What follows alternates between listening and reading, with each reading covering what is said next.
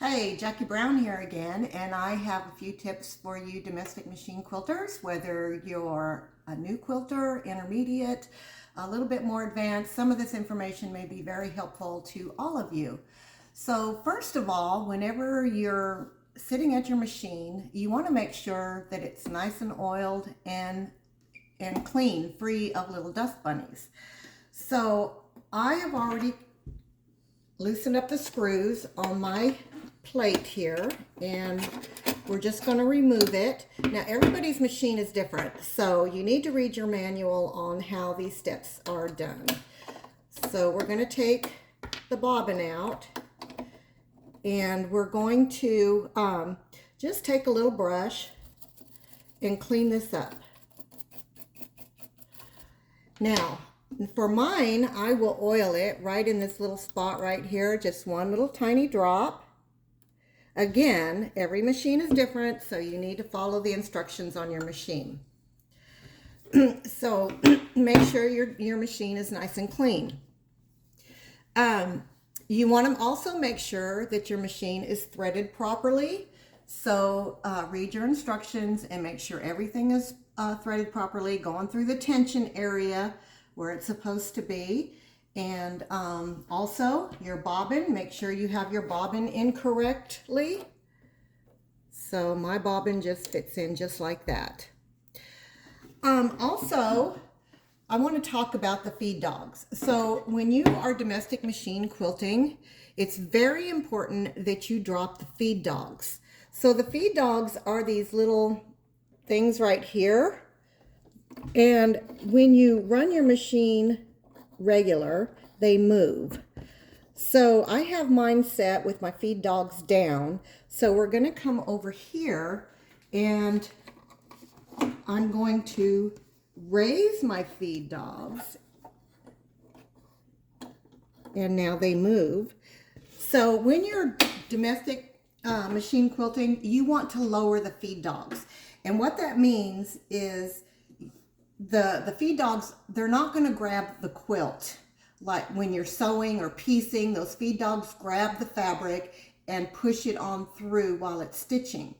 When you're quilting, your feed dogs are down and you're pushing the fabric through, the quilt through, to make the stitches the length that you choose. So make sure your feed dogs are down. That's a very important thing to know. Also, your needle down. So I know there are a lot of machines out there that don't have a needle down position, but when you are doing domestic machine quilting, it is very helpful to have one. And if you don't, it's okay, you can work through that. So I'm going to make sure that my machine is set in the needle down position. So needle down position. And what that does is when you stop sewing,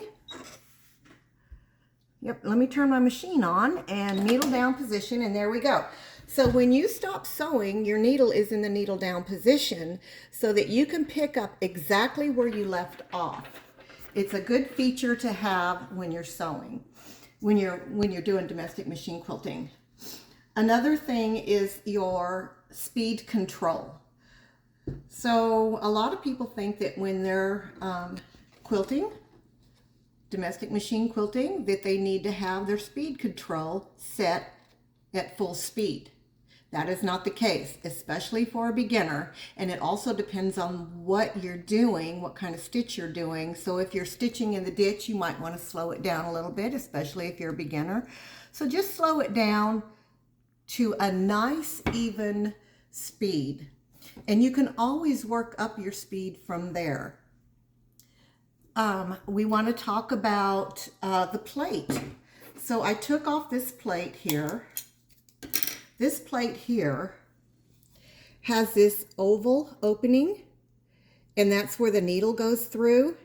And if your machine has an extra plate, or you can get one, it's better to have one like this where you have these little holes, little circles, and that allows the needle to go right in there and come back up with the bobbin thread without distorting your quilt. It's not necessary, but it does help. So this is the one that I'm going to put in the machine. And we want to make sure that we have it in the right direction, and make sure that you screw that in so that it doesn't jump out. And on this machine, I only have one screw. I've lost the other one, so I need to actually get another screw for this, the other side. All right, so it's screwed in, and I'm going to put on the cover, just like so. Now, some machines, the bobbin, you'll be dealing with the bobbin from the side of the machine and some from the top. So just read your manual on how to put your plates and your bobbins in. I want to talk about the foot now. So when you're domestic machine quilting, you notice I don't even have a foot on here right now. So some machines come with these and some don't. So you want to make sure that you get the right foot for your machine. So some machines, this right here is a shank, and some machines have a high shank and a low shank. So when you purchase a foot like this, you want to make sure you have the proper one for your machine, whether it is low shank or high shank. So these are very easy to install. This one here came with my machine, and I do use it an awful lot, and it's very easy to attach. You just attach it right here and screw it on. But I bought this because I wanted to do some ruler work, and this foot here comes with different feet, so we can just unscrew this.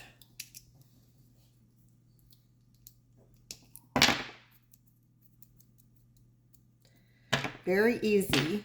And if I'm going to do some ruler work, I'm going to put this foot on. Make sure it's screwed back in. We don't want it to jump out.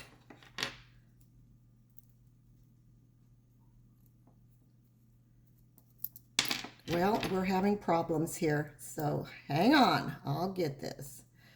Screw that back in and make sure it's nice and tight. And then these little fork-like things, we're just going to take it and we're going to wrap it around. And I might have to loosen up the screw here. And then we're going to tighten this screw up. This big screw on the side. And now I'm ready to do ruler work. So when you're doing ruler work, you want this type of foot right here because it's a 1/4 inch in height and it's round. And that's what you need for doing any kind of ruler work. We have this foot here that has an open in it. And I like this one for free motion quilting because the opening allows me to see what I'm doing.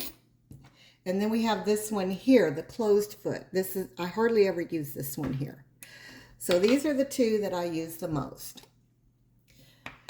All right, speed. Did we go over speed control? I believe we did.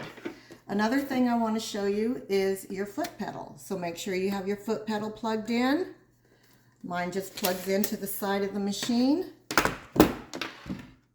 And some machines you can actually, with this one, is I can stop it and start it right here and not use my foot pedal, but that takes my hands away from my quilt. So I always use my foot pedal when I'm free motion quilting on my domestic machine.